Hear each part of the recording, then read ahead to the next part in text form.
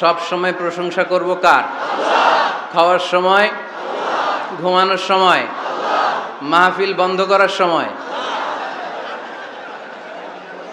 লক্ষ্মীপুরে মাহফিল বন্ধ টন্ধ হয় নাকি? হ্যাঁ, আপনাদের লাকসামে একটা বন্ধ হয়ে গেছে আজকে, আমাকে আলোচনা করতে দেয় নাই ওখানে। তো আমি পুলিশের আইজিপি আর ডিআইজি দিয়ে ফোন দিলাম আপনাদের লাকসামের এই যে থানার ওসিকে। তো ওসি বলে, স্যার আমাদের হাতেও নাই, এটা একেবারে উপর থেকে নিষেধ। তো এরকম ঘটনা কি লক্ষ্মীপুরে ঘটে? এরা দেশে অন্যায় জুলুম অত্যাচার বন্ধ করতে পারে না, এরা তাফসির মাহফিল বন্ধ করে দেয়। চাঁদাবাজি বন্ধ করতে পারে না, টেন্ডারবাজি বন্ধ করতে পারে না, জুয়ার আড্ডা বন্ধ করতে পারে না, কোরআনের মাহফিল বন্ধ করতে চায়।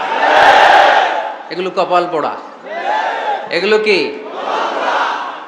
আলহামদুলিল্লাহ, আপনাদের লক্ষ্মীপুরে এরকম কপাল পোড়া টোরা নাই। আল্লাহ লক্ষ্মীপুরবাসীকে তুমি কবুল করো। মাদ্রাসাতুল বানাতের আয়োজক কমিটি অনেক চেষ্টা করেছে আপনাদের জন্য সুন্দর ব্যবস্থা করবার। গত বছরের চেয়ে প্যান্ডেল নাকি ডবল করেছে শুনলাম। ডাবল করছে, তারপরও লোক হয় নাই, জায়গা হয় নাই।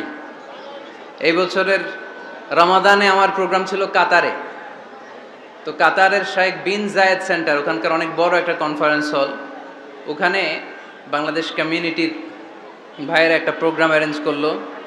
তো বিকেলে আজকের মতো অবস্থা হয়েছে, ঢোকার সুযোগ ছিল না, টেনে হিচড়ে আমাকে ঢুকাইছে। ভিতরে ঢুইকা দেখি সর্বনাশ, মানুষের মাথা মানুষ খায়। লক্ষ্মীপুরে বলে এগুলা? হ্যাঁ, মানুষের মাথা মানুষ খায়। তো এত মানুষ, ধারণ ক্ষমতার চেয়ে 5 গুণ বেশি মানুষ, আর 10,000 লোক তাদের গাড়ি নিয়ে এসে দে রিটার্ন ব্যাক, আবার ফিরে চলে গেছে। তো এগুলো ভালো sign, it's a good sign for the victory of Quran. কোরআনের বিজয়ের জন্য এটা একটা ভালো নিদর্শন, ঠিক কিনা? এই কোরআনের আওয়াজকে, এই বিজয়কে কোনো অপশক্তি ঠেকিয়ে রাখতে পারবে না, চিল্লায় বলেন ঠিক কিনা? এই মানুষের গণজোয়ার এটা প্রমাণ করে। আজকে বিরিয়ানি টিরানি আছে নাকি? বিরিয়ানি ছাড়া এত মানুষ? বিরিয়ানি নাই, জিলাপি নাই, খিচুড়ি নাই, সিন্নি নাই, শুধু কোরআনের প্রেমে, একটা কিতাবের প্রেমে। চিল্লায় বলেন তো কিতাবটার নাম কি? কোরআন। তো বাংলাদেশে যারা এই কোরআনের বিরোধিতা করে তাদের খেয়াল করা উচিত, they should understand the pulse of the citizen. জনগণের পালস বোঝা উচিত, যে জনগণ কি চায়, জনগণ কোনটাকে পছন্দ করে, জনগণ কোন দিকে ঝুঁকছে, এটা খেয়াল রাখার দরকার আছে না নাই? আজকের এই লক্ষ্মীপুরের বিশাল মহাসমাবেশ প্রমাণ করে কোরআনের এই ভিক্টরিকে, এই বিজয়কে কেউ থামাতে পারবে না। আমরা কোরআনের সাথে থাকতে চাই, আমরা কোরআনকে বন্ধু বানাতে চাই। আমরা দুনিয়াতে যদি কোরআনকে বন্ধু বানাই, আমাদের কবরেও কোরআনকে বন্ধু বানায় দিবে কে? আল্লাহ তুমি আজকের মাহফিলকে কবুল করো। যে ভাইয়েরা, যুবক ভাইয়েরা কষ্ট করে দাঁড়িয়ে দাঁড়িয়ে ধাক্কাধাক্কি করে এই গরমের মধ্যে কথা শুনছে, আল্লাহ তাদেরকে তুমি সাইয়েদনা হামজার সাথে হাসর নসিব করে দাও। যে সমস্ত বোনেরা বিভিন্ন জায়গায় গাদাগাদি করে একসাথে বসে আজকের তাফসির মাহফিল শুনছে, তাদেরকেও তুমি ইসলামের জন্য কবুল করো। ঐতিহ্যবাহী মাদ্রাসাতুল বানাত আল ইসলামিয়া ফাজিল ডিগ্রি বিরাহিমপুর বানাত এতিমখানার উদ্যোগে আজকের এই বিশাল তাফসিরুল কোরআনের মাহফিল। আজকের এই প্রোগ্রামে কথা বলেছেন হাফেজ মাওলানা মোহাম্মদ হাবিবুর রহমান যুক্তিবাদী সাহেব, কথা বলেছেন হযরত মাওলানা নজরুল ইসলাম আশরাফি সাহেব। আসরের সালাতের পর থেকে আরো অনেক ওলামায়ে হযরত এখানে কথা বলেছেন। যারাই কোরআন থেকে কথা বলেছেন, নিঃসন্দেহে সত্য কথা বলেছেন, হক কথা বলেছেন। এই কথাগুলো যেন আমরা আমাদের জীবনে পালন করতে পারি, আল্লাহ তুমি তৌফিক দান করো। যেহেতু গ্যাদারিং খুব বেশি, আলোচনা হবে অল্প।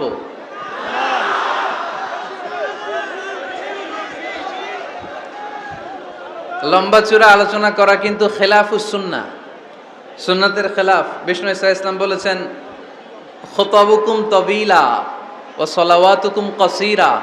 কিয়ামতের আগে তোমাদের ইসলামী বক্তব্যগুলো অনেক লম্বা হয়ে যাবে, আর তোমাদের সালাতগুলো খাটো হয়ে যাবে। Your Islamic lectures will be longer and your salah will be shorter. Lecture হয়ে যাবে লম্বা আর সালাত হয়ে যাবে ছোট বা খাটো। এই আলামতটা সমাজে আছে না নাই? এখন লম্বা চূড়া বক্তব্য হয়, ওয়াজ শুনতে মানুষের ভাল লাগে, কিন্তু নামাজ ভাল লাগে না। আছে না নাই? লক্ষ্মীপুরে নাই মনে হয়। তারপরে এত ওয়াজ এই দেশে হয়, তার সব যদি কাজে লাগতো, মানে জায়গা মতো যদি ডোজ পড়তো, তাহলে তো এই দেশের মানুষ সব আল্লাহর ওলি হয়ে যেত, চোর বাটপার খুঁজে পাওয়া যেত। কিন্তু ওয়াজ যত হয় তত হেদায়েত হয় না। এর কারণ বাংলাদেশে সবচেয়ে বেশি ওয়াজ শুনে হচ্ছে এই যে মাইকম্যান যারা আছে, এরা সবচেয়ে বেশি ওয়াজ শুনে, তাই না? সেপ্টেম্বর থেকে এদের ওয়াজ শোনা শুরু হয়েছে, কিন্তু দেখবেন অধিকাংশ মাইকম্যান নামাজই পড়ে না। আজকের মাইকম্যানের কথা বলতেছি না, ও পড়ে।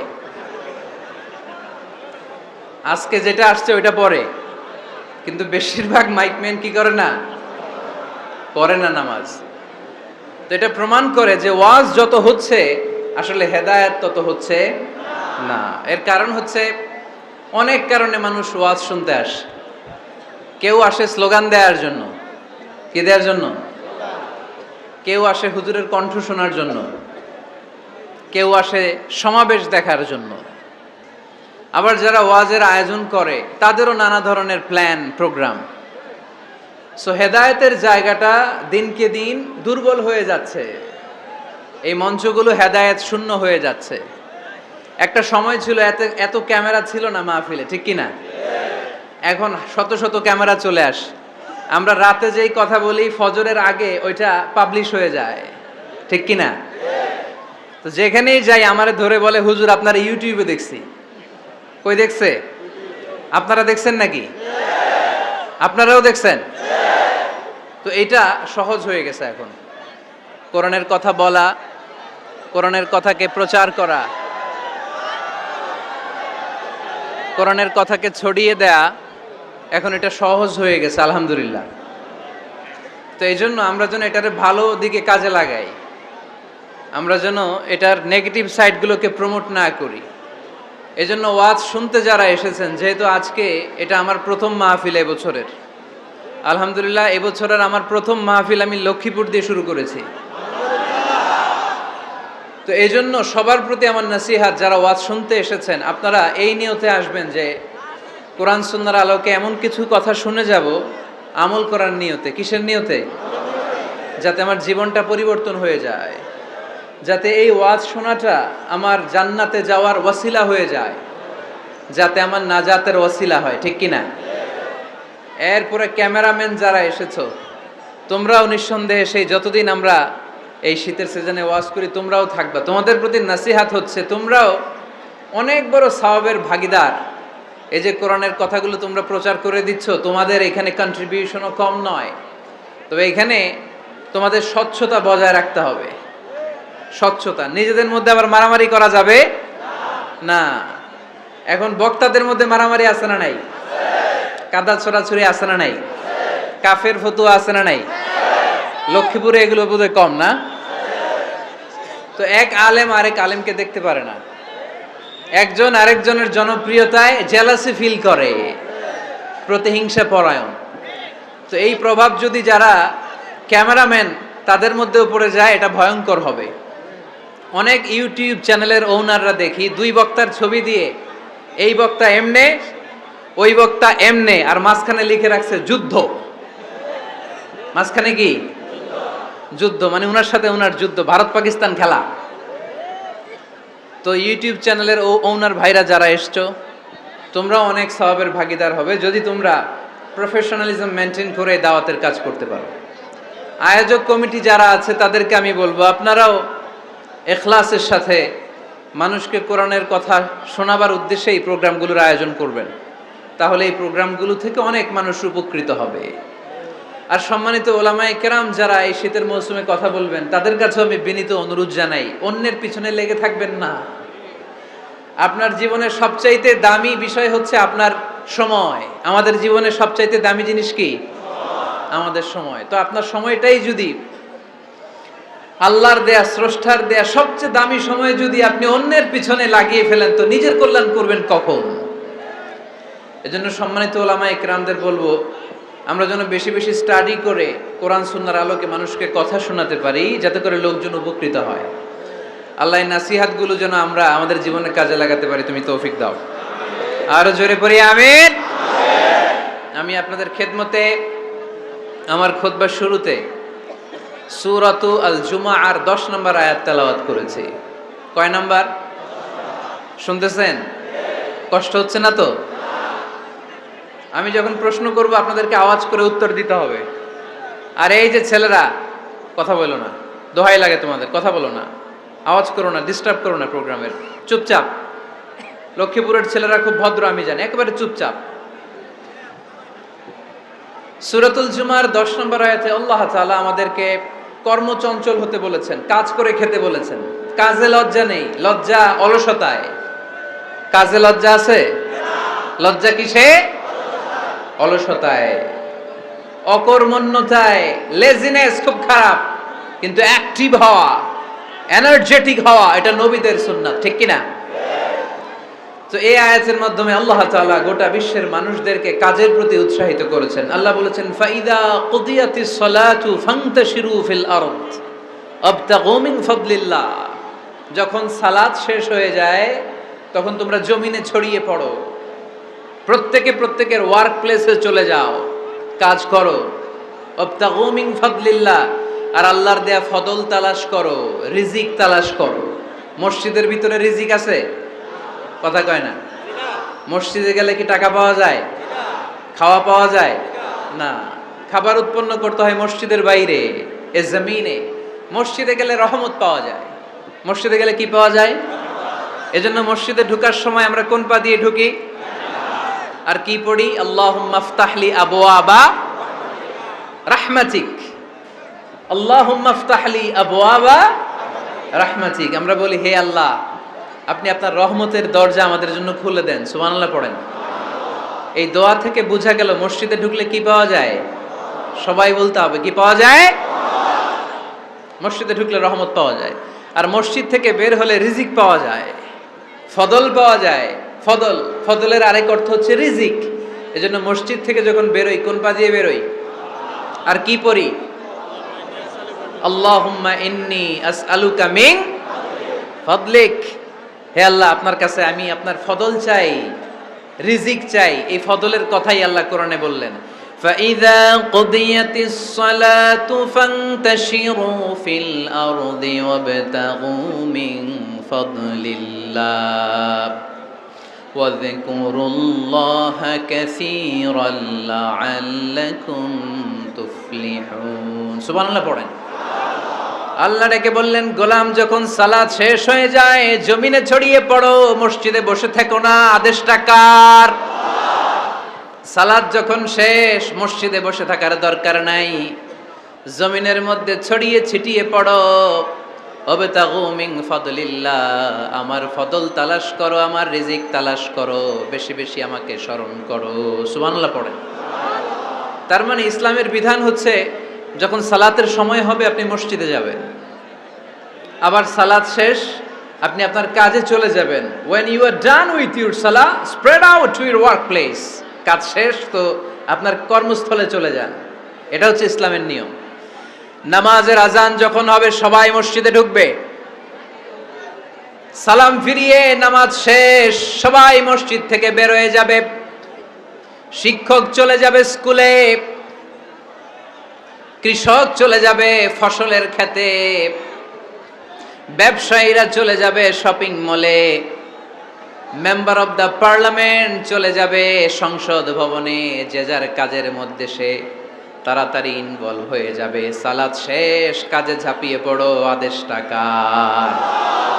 তাহলে ইসলামে ইবাদতের অ্যাটিটিউডটা বুঝতে পারছেন? কাজের সময় কাজ, নামাজের সময় আওয়াজ করে বলেন, কাজের সময় নামাজের সময়। সুন্দর হয়েছে না বিষয়টা? ফাইদা কুদিয়াতিস সালাতু ফান্তাশিরু ফিল আরদ, যখন তোমাদের সালাত শেষ তখন জমিনে ছড়িয়ে পড়ো। জমিনটাকে আল্লাহ আমাদের জন্য উর্বর বানিয়েছেন। জমিনে বীজ রোপণ করে দিলেই এখানে ফসলের ব্যবস্থা করে দেয় কে?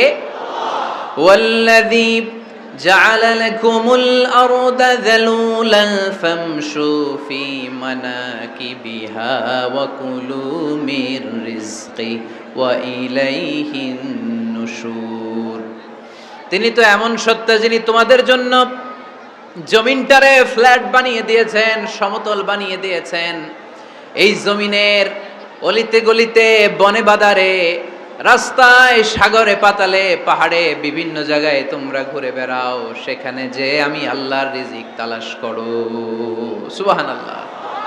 এই জমিনটাকে আল্লাহ সাহালাতুল মাসালেক, চলার জন্য সহজ বানিয়ে দিয়েছেন, ফ্ল্যাট। বিমান থেকে এটা খুব সুন্দর দেখা যায়, জমিনটা খুব ফ্ল্যাট দেখা যায়, সমতল। এই সমতল হওয়ার কারণে এখানে চাষাবাদের সুযোগ সুবিধা করে দিয়েছে কে? তাহলে বোঝা গেল এই জমিনটা সমতল এবং উর্বর, ভেরি ফার্টাইল ল্যান্ড। আমাদের সালাত শেষ, আমরা কাজে চলে যাব, আবার আজান হলে মসজিদে ঢুকে যাব। এটাই হচ্ছে ইসলামের নিয়ম। সাইয়েদনা ওমর ফারুক যখন মসজিদে নববীর ইমাম, তিনি ইয়ামান দেশের কিছু লোকদের সাথে সাক্ষাৎ করলেন। কোন দেশের? ইয়ামান, যুদ্ধ বিধ্বস্ত একটা দেশ এখন। প্রাচীন নগরী হাদ্রামাউত বা আলাবাক, এই ইয়ামান দেশের কিছু লোকের সাথে তিনি সাক্ষাৎ করলেন। তারা গোল হয়ে বসে থাকে, নামাজের পরে যায় না, বসে বসে সুবহানাল্লাহ পড়ে, আলহামদুলিল্লাহ পড়ে জিকির করে। ওমরে ফারুক ভাবলেন দেখি পরের ওয়াক্তে কি হয়। উনি আসরের নামাজে ইমামতি করতে আসলেন, এসে দেখলেন ইয়ামানের লোকেরা মসজিদের বারান্দায় আশেপাশে বসে আছে, সবাই যায়, এরা যায় না। মাগরিবের সালাতে উনি ইমামতি করতে আসলেন, ওমরে ফারুক নামাজ শেষ করে দেখলেন সবাই চলে যায়, কিন্তু ইয়ামানের লোকগুলো যায় না। এশার সালাত পর্যন্ত তিনি ওয়েট করলেন। এশার নামাজ পড়ে চলে যাওয়ার সময় ওমরে ফারুক দেখলেন সবাই নামাজ পড়ে কাজে চলে যায়, কিন্তু ইয়ামান দেশের লোকগুলো যায় না। ওমরে ফারুক বললেন, মা বালুকুম মা খাতবুকুম, ঘটনা কি? কি হয়েছে তোমাদের? সবাই নামাজ পড়ে চলে যায়, কাজে যায়, তোমরা যাও না কেন? এখানে কি করো? ইয়ামানিরা বলতে শুরু করলো, নাহনু আল মুতাওয়াক্কিলুনা আলাল্লাহ, আমরা এখানে আল্লাহর উপর তাওয়াক্কুল করে বসে আছি। ওমরে ফারুক অবাক হলেন, আনতুম আল মুতাওয়াক্কিলুনা ফিল্লাহ, তোমরা আল্লাহর উপর তাওয়াক্কুল করে বসে আছো? তো এই যে সারাটা দিন ঘাপটি মেরে এখানে বসে থাকলে তোমাদের খাবার আসে কোত্থেকে? উপার্জন হয় কি করে? ইনকাম আসে কোত্থেকে? রুজি রুটি হয় কোত্থেকে? ইয়ামানি লোকগুলো বললো, আমরা এখানে বসে বসে জিকির করি, তেলাওয়াত করি, বুজুর্গের মতো বসে থাকি, আমাদের বুজুর্গিয়া জিকির দেখে আশেপাশের লোকেরা এসে আমাদেরকে খাবার দিয়ে যায়। ওমরে ফারুক বললেন, সর্বনাশ, তাইলে তো তোমরা আল মুতাওয়াক্কিলুনা ফিল্লাহ নও, তোমরা হচ্ছে আল মুতাওয়াক্কিলুনা আলা বা'দিকুম বা'দা, একে অপরের উপর নির্ভরশীল। যারা প্লেটে করে খাবার নিয়ে আসে তোমরা তাদের উপর তাওয়াক্কুল করছো, কারণ তারা যদি প্লেট ভরে খাবার নিয়ে আসে তোমাদের পেটে কোনো দানা পানি পড়বে না। তোমরা আল্লাহর উপর মুতাওয়াক্কিলুনা আলাল্লাহ নও, তোমাদের সাধ্যের সবটুকু করার পরে তারপরে তোমরা তাওয়াক্কুল করবে। কি সুন্দর ইসলাম! এক সাহাবী বললেন, ইয়া রাসূলুল্লাহ, আমি ওটে চড়ে এসেছি, তো আপনি তো আমাদেরকে তাওয়াক্কুলের ওয়াজ করেছেন, আমি ওটের রশিটা গাছের মধ্যে না বেঁধে যদি শুয়ে থেকে আল্লাহর উপর তাওয়াক্কুল করি, ওটটা থাকবে না? বিশ্বনবী বললেন, না, তোমার ওট থাকবে না, আগে রশি দিয়ে ওটটা বাঁধো, ইআকিলহা সুম্মা তাওয়াক্কাল আলাল্লাহ, আগে টাইট করে রশি দিয়ে গাছের সাথে ওটের রশিটা বাঁধো, এরপর আল্লাহর উপর তাওয়াক্কুল করো। এইটার নাম তাওয়াক্কুল। চিল্লায় বলেন ঠিক কিনা? আপনার পার্টটা আপনার করতে হবে, আপনার যে রোল, এই রোলটা প্লে করতে হবে। আপনার সর্বোচ্চটুকু করার পরে আমরা তাওয়াক্কুল করি একজনের উপর। চিল্লায় বলেন তিনি কে? আল্লাহ। ওমরে ফারুক বললেন, তোমরা মুতাওয়াক্কিলুনা আলাল্লাহ নাও, তোমরা বের হয়ে যাও, খবরদার এরপরে কোনো দিন তোমাদেরকে যেন এই মসজিদের মধ্যে ঘাপটি মেরে গোল হয়ে বসে থাকতে না দেখা যায়। কারণ ফাইদা কুদিয়াতিস সালাতু ফান্তাশিরু ফিল আরদ ওয়াবতাগু মিন ফাদলিল্লাহ, ইসলামের বিধান হচ্ছে যখন নামাজ শেষ মসজিদে বসে থাকা যাবে? চিল্লায় বলেন বসে থাকা যাবে? যাবে না। সর্বোচ্চটুকু করে তারপরে আপনাকে বের হয়ে যেতে হবে। প্রতিদিন সকালবেলা পাখির বাসা থেকে দেখবেন পাখিগুলো খালি পেটে বের হয়ে যায়। আপনাদের এই এলাকায় পাখির বাসা আছে? কি পাখির বাসা আছে? হ্যাঁ, সব পাখি আছে। তো সকালবেলা দেখবেন পাখির বাসা থেকে পাখিগুলো খালি পেটে বের হয়ে যায়। বিকেল বেলায় পাখিগুলোর ওদর পূর্তি করে, পেট ভর্তি করে আবার পাখির নিড়ে ফিরিয়ে দেয় কে? কারণ পাখিগুলো তাওয়াক্কুল করেছে কার উপর? পাখিগুলো তাওয়াক্কুল করে যদি পাখির নিড়েই বসে থাকতো, ওদের পেটে খাবার আসতো? কথা বলেন। বিশ্বনবী এটাই বললেন, তাকদু খিমাসান ওয়া তারুহু বিতানান। তোমরা যদি পাখির মতো তাওয়াক্কুল করো, মানে আল্লাহর উপর তাওয়াক্কুল করে জমিনে বের হয়ে যাও, তোমাদেরও রিজিকের দায়িত্ব নিয়ে নিবে কে? সকালবেলা প্রতিটা পাখি না খেয়ে বের হয়ে যায়। একটা পাখির পেটের ভেতরে কোনো দানা পানি নাই, কিন্তু আল্লাহর উপর তাওয়াক্কুল করে পাখিগুলো যখন বের হয়ে যায়, বিকেলবেলা পেট ভর্তি করে, ওদর ভর্তি করে, আবার পাখির নিরে পাখিগুলোরে ফিরিয়ে দেয় কে? পাখিগুলো কি আমাদের মতো খাবার জমা করে রাখতে পারে? আমরা তো 7 দিনের বাজার একবারে করে ফ্রিজে রাখি। পাখিদের ফ্রিজ আছে না? আছে।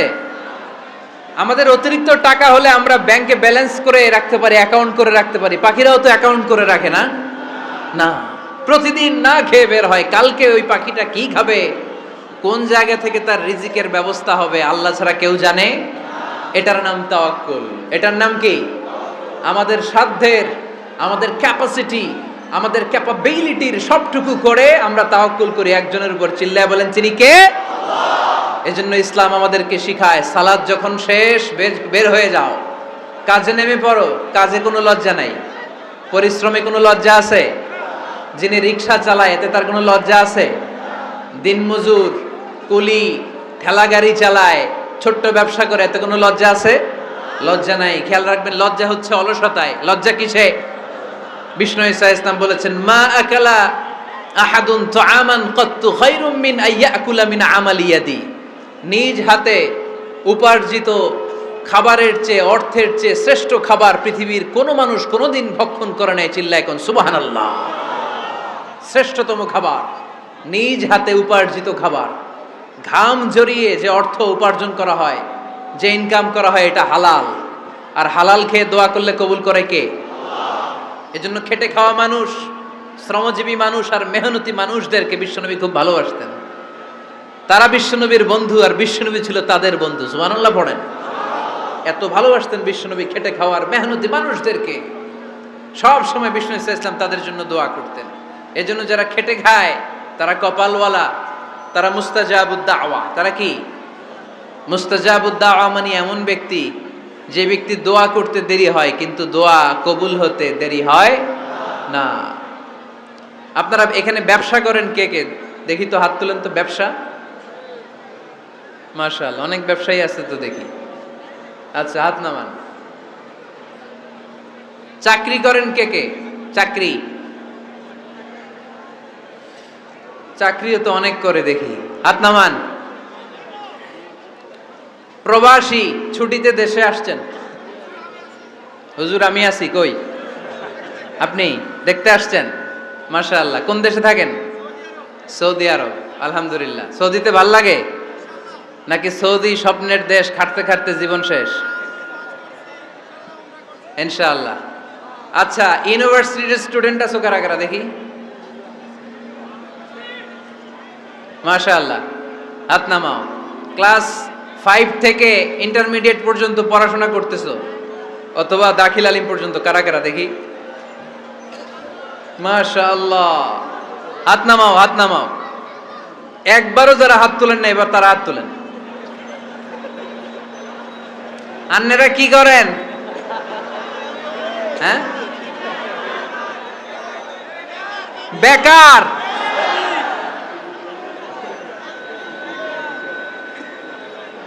বাংলাদেশে চাকরির বাজার খুব মন্দা, ঠিক কিনা? বাংলাদেশ ইন্ডিয়াতে চাকরি পেতে অনেক কষ্ট। সামান্য একটা পদের জন্য যেখানে চেয়েছে ক্লাস 8 পাস, এখানে ডবল মাস্টার ডিগ্রি অ্যাপ্লাই করছে কয়েক লক্ষ।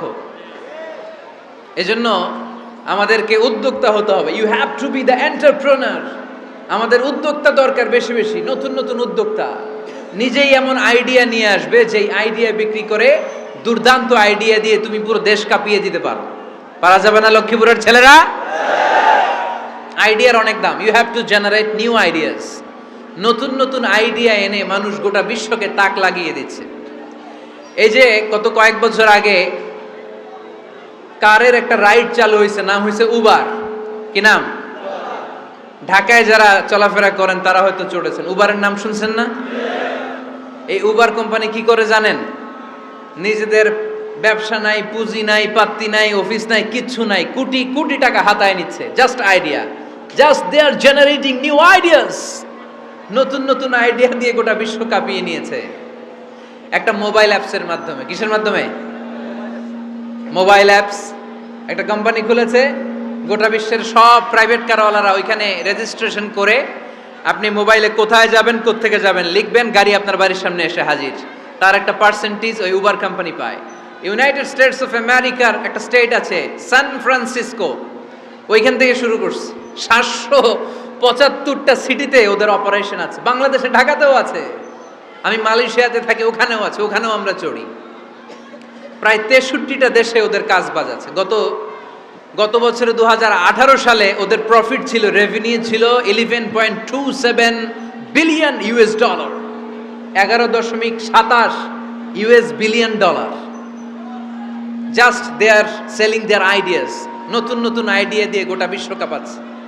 এই উবার যখন চালু হলো, আমি তখন মালয়েশিয়ায়, শুনলাম বাংলাদেশে নতুন আর একটা বাইর হইছে, পাঠাও। কি নাম?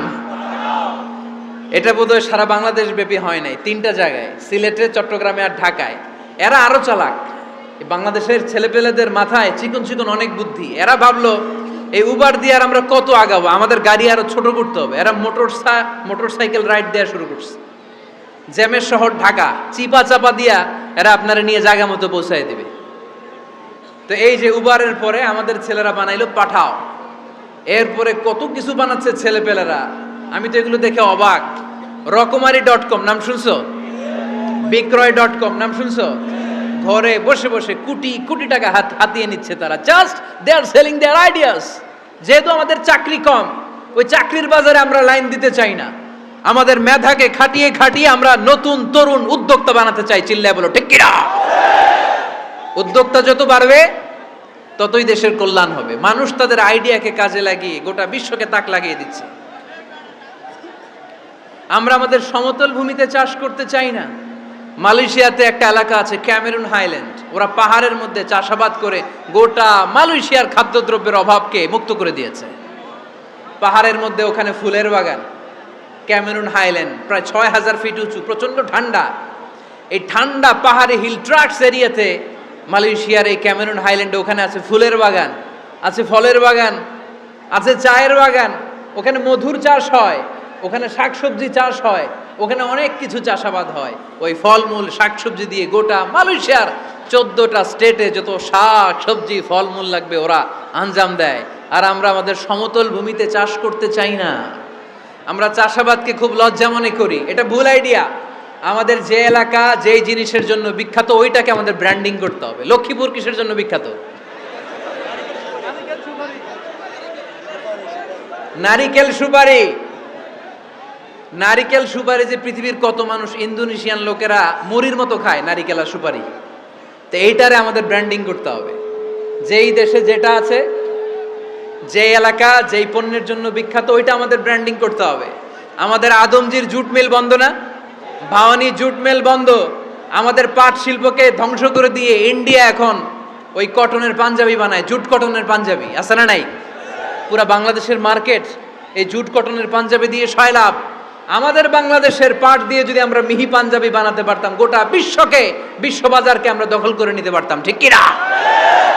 এজন্য আমাদেরকে নতুন নতুন আইডিয়া জেনারেট করতে হবে। চাকরির পিছনে বসে থাকলে চলবে না। আর আজান যদি হয়ে যায় ছুটে যাব মসজিদে, আর নামাজ শেষ হলে আমরা আমাদের কাজের দিকে চলে যাব। চিল্লায় বলেন ঠিক কিনা? যেটাই করব আমরা ভালোভাবে করব। আল্লাহ বলেছেন লিয়াবলুয়াকুম আইয়ুকুম আহসানু আমালা। লক্ষ্মীপুরের ভাইয়েরা আওয়াজ করে উত্তর দেন, আওয়াজ করে উত্তর দিতে হবে। জান্নাতে যেতে হলে 100তে কত নাম্বার পেতে হবে? হ্যাঁ, হয় নাই 51। কি নাম তোমার? হ্যাঁ, ফরহাদ। জান্নাতে যেতে হলে 100তে আমার দরকার 51। 100তে কত লাগবে? ফাআম্মা মান সাকুলাত মাওয়াজিনুহু ফাহুয়া ফি আইশাতির রাদিয়া। সেদিন মিজানের পাল্লা যার ভারী হয়ে যাবে সে আনন্দ উৎসবে থাকবে। তো মিজানের পাল্লা ভারী হওয়ার জন্য 100তে আমার কত পাওয়া লাগবে? কত পাওয়া লাগবে? 51 পেলেই হয়ে যাবে। এজন্য আল্লাহ বলছেন লিয়াবলুয়াকুম আইয়ুকুম আহসানু আমালা, যেটাই করবে ভালোভাবে করবে। আল্লাহ এটা পরীক্ষা করতে চান যে আমরা ভালোভাবে কে কতটুকু আমল করেছি। যারা আরবি বোঝেন আলেম ওলামা আপনারা জানেন, এখানে আল্লাহ বলেননি লিয়াবলুয়াকুম আইয়ুকুম আকসারু আমালা। আল্লাহ এটা দেখতে চান যে তোমাদের মধ্যে থেকে কে বেশি আমল করে, এটা বলছে আল্লাহ? বলে নাই। আল্লাহ বলেছে লিয়াবলুয়াকুম আইয়ুকুম আহসানু আমালা, যে ভালো করে করে। এজন্য আমরা যাই করি না কেন কি করে করব? আওয়াজ করে বলতে হবে, কেমন করে করব? যে কোনো কাজ করো না ভাই, যে কোনো কাজ করো, তা যেন হয় সবার চেয়ে সবচেয়ে সুন্দর। পড়েন, যে কোনো কাজ করো না ভাই, যে কোনো কাজ করো, তা যেন হয় সবার চেয়ে সবচেয়ে সুন্দর। পড়েন, যে কোনো কাজ করো না ভাই, যে কোনো কাজ করো, তা যেন হয় সবার চেয়ে সবচেয়ে সুন্দর।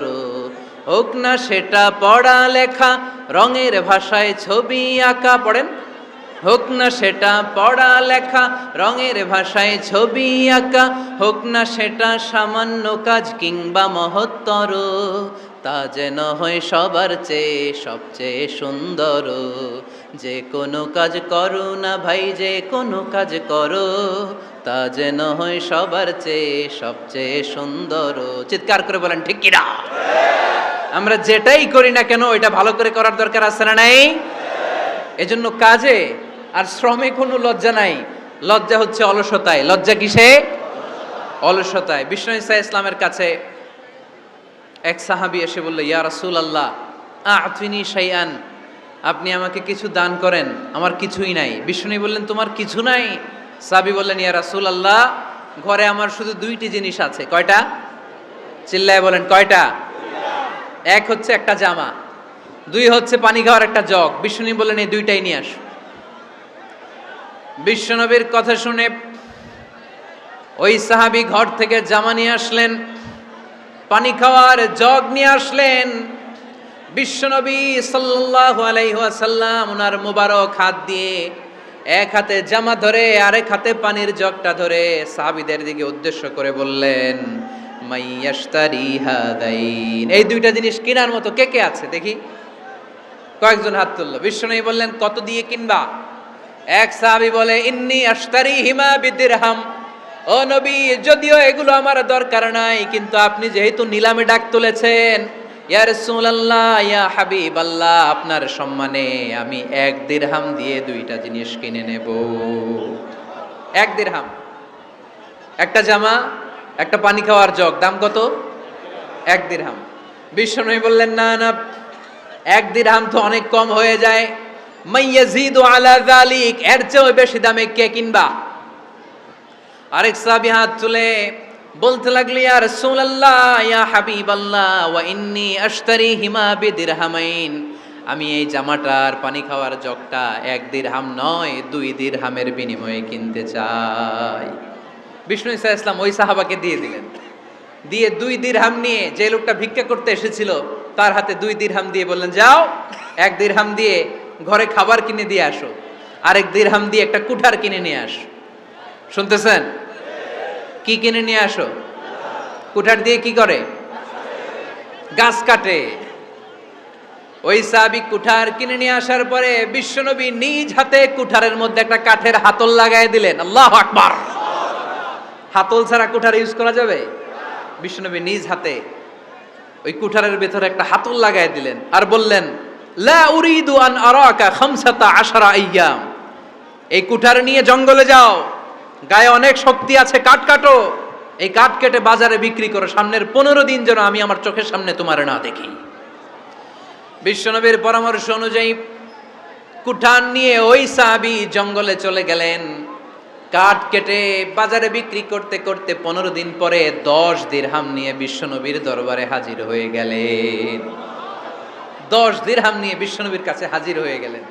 সাহাবী এসে বলল, ইয়া রাসূলুল্লাহ এখন আর আমার ভিক্ষা করা লাগে না, আমার গায়ে অনেক শক্তি আল্লাহ দিয়েছে, আই এম ভেরি এনার্জেটিক, আপনার দেয়া বরকতের কুঠার দিয়ে আমি কাঠ কেটে কেটে স্বাবলম্বী হতে শুরু করেছি। সুবহানাল্লাহ পড়েন। আমি এখন 10 দিরহামের মালিক। বিশ্বনবী বললেন, লা আইয়াহতাতিবা আহাদুকুম হুজমাতান আলা যাহরিহি খায়রুম মিন আইয়াসআলা শাইআন ফায়ু'তিয়াহু আও ইয়ামনাহু। যাদের গায়ে শক্তি আছে তারা ভিক্ষা না করে কাঠ কেটে পিঠে সেই বোঝা নিয়ে বাজারে বিক্রি করা অনেক ভালো। কারণ কারো কাছে যদি তুমি হাত পাতো সে দিতেও পারে, নাও দিতে পারে। আর কষ্ট করলে কষ্ট কোনোদিন বৃথা যায় না। চিল্লায় বলেন ঠিক কিনা? বিষ্ণু ইসা ইসলামের অনুপ্রেরণায় এই সাহাবা অল্প কিছুদিনের ব্যবধানে স্বাবলম্বী হয়ে গেলেন। What is the moral of the story? বিশ্বনবীর এই প্রফেটিক স্টোরি থেকে আমাদের কি শিক্ষা? লেসন নাম্বার 1, বিশ্বনবী চাইলেই ওই 2 দিরহাম দিয়ে বলতে পারতো যাও খাবার দাবার কিনে ফ্যামিলিতে দিয়ে আসো। সে ওই 2 দিরহাম নিয়ে খাবার দাবার কিনে ফ্যামিলিকে খাইয়ে রাত্রে আবার ভিক্ষায় নামতো। কথা কন, রাত্রে কি করতো? ভিক্ষায় নামতো। বিষ্ণু ইসা ইসলাম তাকে কাজ করে খাওয়ার জন্য উৎসাহ দিলেন। পাশাপাশি বিষ্ণু ইসা ইসলাম পার্মানেন্ট সলিউশন দিলেন। এজন্য পার্মানেন্ট সলিউশনের ব্যবস্থা করতে হবে। অনেকে আমরা যাকাত দেই, জাকাতের শাড়ি দেই, জাকাতের লুঙ্গি দেই, আছে না নাই? লক্ষ্মীপুরে এরকম দেয় নাকি? কি দেয়? হ্যাঁ, গাড়ি, গাড়ি দেয়, শাড়ি না। জাকাতের শাড়ি, জাকাতের লুঙ্গি বলতে কোনো কথা ইসলামে নাই। এগুলো খুব কম দামি শাড়ি, যাদেরকে এগুলো দেয়া হয় তাদেরকে অপমান করা হয়, ঠিক কি না? আল্লাহ বলেছেন ওয়ালাকাদ কাররামনা বানি আদম, I have dignified the status of the sons of Adam. আমি আদমের সব সন্তানদেরকে সম্মানিত করেছি। সুবহানাল্লাহ পড়েন।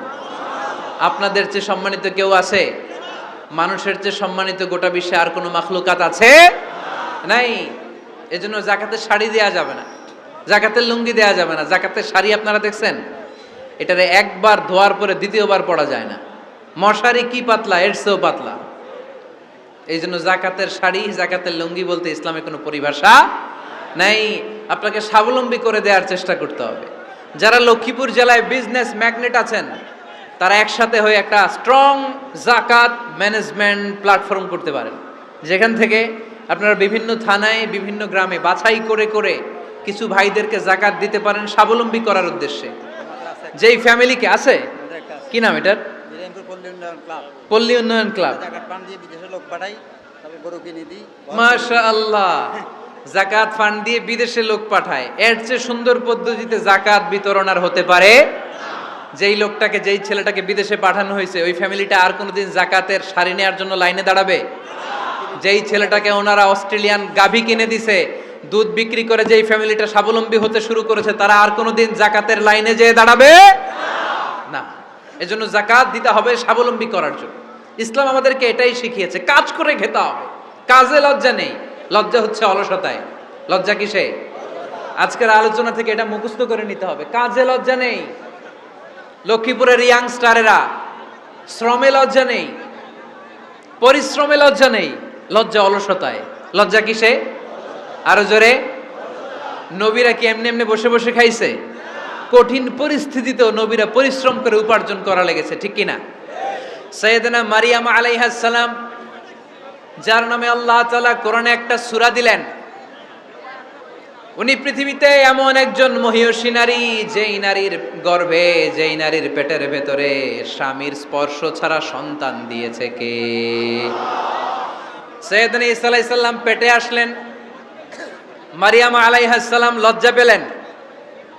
হায় হায়, কেমন করে এলাকাবাসীদের কাছে আমি আমার মুখ দেখাবো? বিয়ে করি নাই, স্বামী নাই, বিয়ে হয় নাই, স্বামী নাই, কিন্তু পেটে সন্তান চলে এসেছে। হায় হায়, এলাকায় কেমনে মুখ দেখাবো? লজ্জায় পড়ে মারিয়াম আলাইহিস সালাম এলাকা থেকে চলে গেলেন। কি অবাক করা কাণ্ড! বাচ্চা ভূমিষ্ঠ হওয়ার জন্য, বড় হওয়ার জন্য 6 মাস 7 মাস লাগে নাই, পেটে বাচ্চা আসার সাথে সাথে বাচ্চাটারে বড় করে দিয়েছে কে? সাইয়েদাতুনা মারিয়াম আলাইহিস সালাম এবার বসে পড়লেন, বুঝতে আরম্ভ করলেন প্রেগন্যান্সির পেইন উঠেছে। হঠাৎ করে পেট থেকে বাচ্চা ভূমিষ্ঠ হয়ে যাওয়ার পরে উনি কাঁপতে আরম্ভ করলেন। ক্ষুধার চোটে খাবার কিছু নাই, সামনে ঝর্ণা, উপরে একটা খেজুর গাছ। সাইয়েদনা ঈসা আলাইহিস সালামকে কোলে নিয়ে মারিয়াম আলাইহিস সালাম মনে মনে ভাবে, হায় রে, কেউ যদি একটু খেজুর পেড়ে দিত, এই ক্ষুধার মুহূর্তে আমি খেজুর খেয়ে পেটের ক্ষুধা নিবারণ করতাম। রব্বুল আলামিন মারিয়ামকে উদ্দেশ্য করে আয়াত নাজিল করে দিলেন, ওয়া হুজ্জি ইলাইকি বিজিযইন নাখলাতি তুসাকিত আলাইকি রতবান জানিয়া। কোরআন সাক্ষী, হুজ্জি ইলাইকি বিজিযইন নাখলা, এর মানে হচ্ছে মারিয়াম কেউ পেড়ে দিবে না, একটু কষ্ট করে হাতটা উঁচু করে খেজুরের ডালা ধরে ঝাঁকুনি মারো, টস টসে কাঁচা পাকা খেজুর নিচের দিকে পড়বে, তারপর তুমি তুলে খাবে। সুবহানাল্লাহ পড়েন। আল্লাহ চাইলে অটোমেটিক্যালি কারামাত হিসেবে খেজুরগুলো নিচে ফেলতে পারতেন না? কথা কোন? খেজুরগুলো অটোমেটিক্যালি নিচের দিকে পড়ছে? পড়ে নাই। আল্লাহ শিক্ষা দিয়েছে, যেই পরিস্থিতিতে থাকো না কেন তোমাকে শ্রম ব্যয় করে কষ্ট করে তোমার উপার্জন করতে হবে, রিজিকের বন্দোবস্ত করতে হবে। চিল্লায় বলেন ঠিক কিনা? ইসলাম আমাদেরকে এটাই শিখিয়েছে, কাজে লজ্জা নাই। আবার বিশ্বনবী বললেন, ইন খামাতিস সাআ ওয়া ফি ইয়াদি আহাদিকুম ফাসিলাতুন, তোমাদের কারো হাতে যদি একটা চারা বীজ থাকে, সে যদি দেখে কিয়ামত হতে শুরু করেছে, ফাইন ইসতাতা আন ইয়াগরিসাহা ক্বাবলা আন তাকুমাস সাআ ফালইয়াগরিসহা, কারো হাতে একটা চারা বীজ নিয়ত করেছে চারা বীজটা রোপণ করবে, ইন দ্য মিন টাইম দেখলো কিয়ামত হতে শুরু করেছে, বিশ্বনবী বললেন যদি তোমার সুযোগ থাকে কিয়ামত হওয়ার আগে চারা বীজটা রোপণ করে দাও। কথা বুঝতে পেরেছেন? আপনার হাতে একটা চারা বীজ, আপনি প্ল্যান করেছেন এই চারা বীজটা রোপণ করবেন, ইন দ্য মিন টাইম দেখলেন কি হওয়া শুরু হয়েছে, ইযা জুলজিলাতিল আরদু জিলজালাহা, দ্য বিগেস্ট আর্থকোয়েক, ভূমিকম্প শুরু হয়েছে, কিয়ামত হয়ে যাবে। বিশ্বনবী বললেন কিয়ামত হইতেছে ওদিকে, আর তোমার হাতে যদি চারা বীজ থাকে দেরি করো না, কিয়ামত তোমার কাছ পর্যন্ত আসার আগে সুযোগ পেলে চারা বীজটা রোপণ করে দাও। ইসলাম শিখিয়েছে শেষ নিঃশ্বাস পর্যন্ত তোমাকে লড়ে যেতে হবে। এই পৃথিবীতে কেউ কাউকে জায়গা করে দেয় না, জায়গা করে নিতে হয়।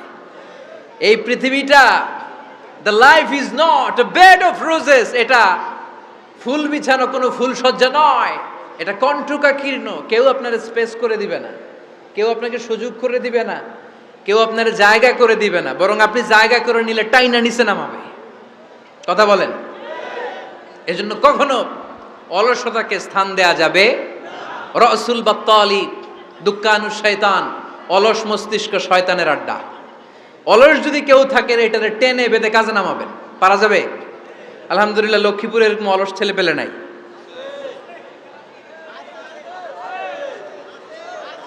আছে? আমরা আজকে অলসতাকে নো বলে যাবো এই মাহফিল থেকে। অলসতাকে আমরা কি বলবো? আওয়াজ করে বলতে হবে, অলসতাকে কি বলবো আমরা? মুমিনের জীবনে কোনো অলসতা নাই। অলস হয় মুনাফিকরা। অলস হয় কারা? চিল্লায় বলতে হবে। মুমিনরা অলস হয়? অলস হয় কারা? এজন্য কোরআনে আল্লাহ একথাও বলে দিলেন, ওয়াইদা কামু ইলাস সালাতি কামু কুসালা ইউরাউনান নাসা ওয়ালা ইয়াযকুরুনাল্লাহা ইল্লা কালিলা। সুবহানাল্লাহ পড়েন। মুনাফিকরা যখন মানুষকে দেখানোর জন্য নামাজে যায়, ওই নামাজে তাদের ইখলাস নাই, ওই নামাজের ভেতরে তাদের কোনো খুশু খুদু নাই, ওই নামাজের ভেতরে আছে শুধু অলসতা। ওই নামাজে কি আছে? কিন্তু আমরা যখন নামাজে যাই আমাদের অলসতা আছে? আমরা নামাজ পড়লে আমাদের হৃদয়টারে সজীব করে দেয় কে? আমরা ওযু করলে আমাদের মনটাকে চাঙ্গা করে দেয় কে? আমরা মসজিদে ঢুকলে হৃদয়টাকে প্রাণবন্ত করে দেয় কে? মুমিন ওযু করলে চাঙ্গা হয়।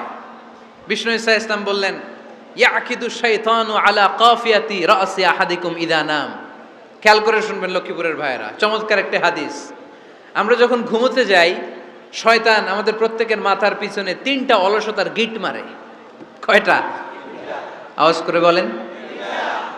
3টা অলসতার গিট মারে। ইয়াকিদু শাইতানু আলা কাফিয়াতি রাসি আহাদিকুম সালাসা উকাব। 3টা গিট মারে যখন আমরা ঘুমোতে যাই। অলসতার 3টা গিট মেরে আমাদের কানের সামনে এসে ফিসফিস করে মন্ত্র পড়তে থাকে, আলাইসা লাইলুন তাওয়িলুন ফারকুদ, আলাইসা লাইলুন তাওয়িলুন ফারকুদ। বিশাল লম্বা রাত, ঘুমাও, অনেক সময় আছে, ঘুমাও। রাত 5টা বেজে যাচ্ছে, তাহাজ্জুদের সময় শেষ হয়ে যাচ্ছে, তখনও শয়তান বলে রাত অনেক লম্বা, ঘুমাও। ফজরের সময় পার হয়ে যাচ্ছে, সূর্য উঠে যাচ্ছে, শয়তান বলে আলাইসা লাইলুন তাওয়িলুন ফারকুদ, এখনো অনেক সময় আছে, লম্বা লম্বা লম্বা চৌড়া রাত পড়ে আছে, তুমি ঘুমাও। বিশ্বনবী বললেন ফাইনিস্তাইকাযা ওয়া যাকারাল্লাহ ইনহাল্লাত উকদা। আমার উম্মতের কেউ যখন ঘুম থেকে জেগে ঘুম থেকে ওঠার দোয়া পড়া শুরু করে দেয়, অলসতার প্রথম গিটটা সাথে সাথে খুলে দেয় কে? আপনি ঘুম থেকে উঠেই যখন ঘুম থেকে ওঠার দোয়া পড়বেন, আপনার অলসতার প্রথম গিট খুলে দেয় কে? ঘুম থেকে ওঠার দোয়াটা কি? আলহামদুলিল্লাহিল্লাযী আহইয়ানা বা'দামা আমাতানা ওয়া ইলাইহিন নুশুর। প্রশংসা সে আল্লাহ, যে আল্লাহ আমাদেরকে লম্বা একটা ঘুম শেষে, মৃত্যু শেষে আমাদেরকে ঘুম থেকে উঠালেন। এই দোয়াটা পড়ার সাথে সাথে শয়তান যে তিনটা গিট মারছে, ওই তিনটার একটা খুলে দেয় কে? ফাইন তাওয়াদ্দা ইনহাল্লাত উকদা। ঘুম থেকে জেগে ঘুমের দোয়া পড়ার পরে যখন কেউ ওযু করে ফেলে, অলসতার দ্বিতীয় গিটটাও খুলে দেয় কে? ওযু করার পরে ফাইন সাল্লাত ইনহাল্লাত উকদা, নামাজের মুসল্লায় দাঁড়িয়ে যখন নামাজ শুরু করে দেয়, অলসতার 3 নাম্বার গিটটাও খুলে দেয় কে? তিনটা গিট যখন খুলে দেয়, বিষ্ণু ইসা ইসলাম বললেন ফাসবাহা নাশীতাল কলব। নাশীত, তখন মুমিন বান্দা সজীব হয়ে ওঠে, প্রাণবন্ত হয়ে ওঠে, উচ্ছ্বসিত হয়ে ওঠে। ওয়া ইল্লা খাবিসান নাফসি কাসলান, আর যদি ঘুমিয়ে থাকে, তিনটা গিট তার মাথার পেছনে শয়তানের অলসতার লেগে থাকে, তাহলে তার দিনটা শুরু হয় অলসতা দিয়ে, আর সে হয় অলসতার রাজা। চিল্লায় এখন ঠিক কিনা? এজন্য আমরা কি অলস হতে চাই না কর্মঠ হতে চাই? কোন নবীরা কি অলস ছিলেন? পৃথিবীতে কোন নবী অলস ছিলেন? সব নবী কর্মঠ ছিলেন। বিষ্ণু ইসা ইসলাম বললেন মা বাআসাল্লাহু নাবিয়্যান ইল্লা রাআল গানাম। এই পৃথিবীতে এমন কোন নবী নাই যেই নবী বকরি চড়ায় নাই। কি চড়ায় নাই? বকরিরে আপনারা লক্ষ্মীপুরের ভাষায় কি বলেন? কি বলেন? ছাগল। তো পৃথিবীতে এমন কোন নবী নাই যেই নবী কি চড়ায় নাই? ছাগল চড়ায় নাই। সাহাবারা বললেন ইয়া রাসূলুল্লাহ আনতা কাযালিক, আপনিও ছাগল চড়াইছেন? বিষ্ণু ইসা ইসলাম বললেন না, আমিও ছাগল চড়িয়েছি। ওয়া ইন্নী আরআহা আলা কারারাইতি আহলি মক্কা, আমি তো মক্কাবাসীদের অল্প কিছু পয়সার বিনিময়ে তাদের ছাগলগুলোকে চড়িয়ে দিতাম। সুবহানাল্লাহ পড়বেন না? বিষ্ণু ইসা ইসলাম ছাগল চড়াতেন। ছাগল চড়ানো সহজ কাজ না কঠিন কাজ? কেন কঠিন এটা? হ্যাঁ, টেরা খুঁটি মারে। হ্যাঁ, কি করে? বসে থাকতে হয়। তো ছাগল যারা পালে তারা জানে ছাগল পালা কত কষ্ট। ওরে ডানে টান দিলেও কই যায়? রশি ধরে বায়ে টান দিলে কই যায়? সামনে টানলে কই যায়? পিছনে টানলে কই যায়? সারা সপ্তাহ আপনি সময় পান না এটারে গোসল করাবেন। ভাবলেন আজকে জুমার দিন আমিও গোসল করি, এটারও গোসল করাই। এটারে আপনি পুকুর ঘাটে নিবেন, টান দিছেন, ওর বাপের কিরা ও 1 ইঞ্চিও সামনে যাবে না। ঠিক কি না? এই টেরা প্রাণী আল্লাহর কি কি মহিমা! আল্লাহ তাআলা পৃথিবীর সবচেয়ে শ্রেষ্ঠতম মানুষদেরকে ছাগল চড়িয়ে ছেড়েছেন। ঠিক কি না? মা বাআসাল্লাহু নাবিয়্যান ইল্লা রাআল গানাম। এই পৃথিবীতে এমন কোন নবী ছিল না যে নবীরা ছাগল চড়ায় নাই। আল্লাহ বুঝাতে চাইলেন ছাগল চড়ানো অনেক কষ্টের কাজ, অনেক ধৈর্যের প্রয়োজন। এখন নবীরা তোমরা ছাগল চড়াও, কিছুদিন পর ছাগলের চেয়েও টেরা জাতি মানুষ চড়াইতে হবে। মানুষের মধ্যেও টেরা আছে না নাই? ভালো বললে ভালোটা বুঝে না, ডানে যেতে গেলে বায়ে যায়, বায়ে যেতে বললে ডাইনে যায়, এরকম আছে না নাই?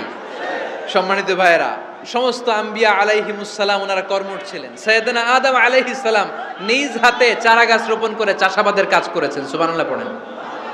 সাইয়েদনা ইব্রাহিম আলাইহিস সালাম চাষাবাদের কাজ করেছেন। সাইয়েদনা দাউদ আলাইহিস সালাম নিজ হাতে যুদ্ধের জন্য যে পোশাক পরতে হয়, যেটা পরলে গায়ের মধ্যে ছুরি মারলেও ঢুকে না, ওই শিরস্ত্রাণ বানিয়েছেন, নিজ হাতে তলোয়ার বানিয়েছেন। সুবহানাল্লাহ পড়েন। সাইয়েদনা মূসা আলাইহিস সালাম ছাগল চড়িয়েছেন। সাইয়েদনা মূসা আলাইহিস সালামের মেজাজ নরম না গরম? নবীদের মধ্যে সবচেয়ে বেশি মেজাজওয়ালা নবী ছিলেন মূসা আলাইহিস সালাম। উনিও 8 থেকে 10 বছর সাইয়েদনা শুআয়ব আলাইহিস সালামের এরিয়াতে ছাগল চড়িয়েছেন। চিল্লায় বলেন সুবহানাল্লাহ। এজন্য নবীরা যেহেতু কাজ করেছেন, কর্মঠ ছিলেন, আমরাও কর্মঠ হব। ঠিক কি না? সাহাবারাও কর্মঠ ছিলেন। বিশ্বনবীর সাহাবারাও ব্যবসা করতেন। সাইয়েদনা আবু বকরের বিশাল ব্যবসা প্রতিষ্ঠান ছিল। সুবহানাল্লাহ পড়েন। আপনারা হজ উমরা করেছেন কে কে দেখি? করছেন? মাশাআল্লাহ, যারা করে নাই আল্লাহ তাদেরকেও আল্লাহর ঘর জিয়ারতের তুমি নসিব করো। বিশ্বনবীর মাকবারার সামনে দাঁড়িয়ে আমরা যেন সালাম পেশ করতে পারি, তুমি নসিব করো।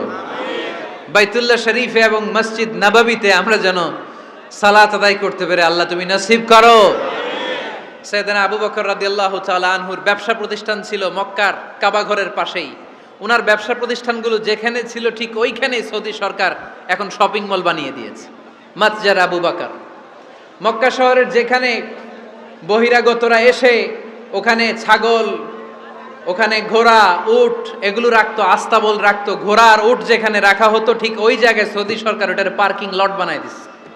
মানে যেখানে আগে সাহাবাদের ব্যবসার জায়গা ওইখানে বর্তমানে শপিং মল। যেখানে আগের সময়কাল সাহাবারা উট আর ঘোড়া রেখে বাঁধতো ওইখানে এখন গাড়ি ঘোড়া রাখার ব্যবস্থা করা হয়েছে। সাইয়েদনা আবু বকর অনেক বড় ব্যবসায়ী ছিলেন। ওনার নিজ টাকা দিয়ে হাবাসা থেকে আসা সাইয়েদনা বেলালকে তিনি 20,000 স্বর্ণ মুদ্রা দিয়ে উমাইয়া ইবনে খালাফের কবল থেকে তিনি মুক্ত করেছেন। সাইয়েদনা উসমান যুন্নুরাইন বড় ব্যবসায়ী ছিলেন। নিজের টাকা দিয়ে মদিনার মুসলমানেরা পানি খেতে পারে না, বিইরে রুমা নামে একটা কুয়া ছিল, এই কুয়ার মালিক ছিল ইহুদি। মুসলমানেরা পানি খেতে গেলে এসে বকা দিত, পানি খেতে দিত না। বিশ্বনবী বললেন, আমার সাহাবীদের মধ্যে এমন কি কেউ নাই নিজের অর্থায়নে বিইরে রুমা কিনে মুসলমানদেরকে দিয়ে দিবে? সাইয়েদনা উসমান যুন্নুরাইন বলল, ইয়া রাসূলুল্লাহ, আপনার খেদমতে আমি হাজির। মুহূর্তের মধ্যে সাইয়েদনা উসমান যুন্নুরাইন নিজের অর্থায়নে বিইরে রুমাটা কিনে মুসলমানদের জন্য সদকা করে দিয়েছে। তো ব্যবসা না করলে, কর্মঠ না হলে, উপার্জন না হলে সদকা করা যাবে? চিল্লায় বলেন, করা যাবে? সুনানে তিরমিজির বর্ণনা, বিষ্ণু ঈসা ইসলাম মক্কা থেকে যত সাহাবারা হিজরত করে মদিনায় এসেছে, মদিনাতে কোনো না কোনো সাহাবার সাথে বিশ্বনবী ভ্রাতৃত্বের বন্ধনে আবদ্ধ করে দিয়েছে। সুবহানাল্লাহ পড়েন। এজন্য মক্কা থেকে যারা এসেছে এদেরকে বলে মুহাজির, এদেরকে কি বলে? আর মদিনায় যারা ছিল এদেরকে বলে আনসার, এদেরকে কি বলে? আওয়াজ করে উত্তর দিবেন। মক্কা থেকে যারা এসেছে তাদের নাম মুহাজির, আর যারা মদিনার সাহাবী তাদের নাম আনসার। আজকে এই মাহফিলে লক্ষ্মীপুর এর বাইরে থেকে কারা কারা আসছেন দেখি?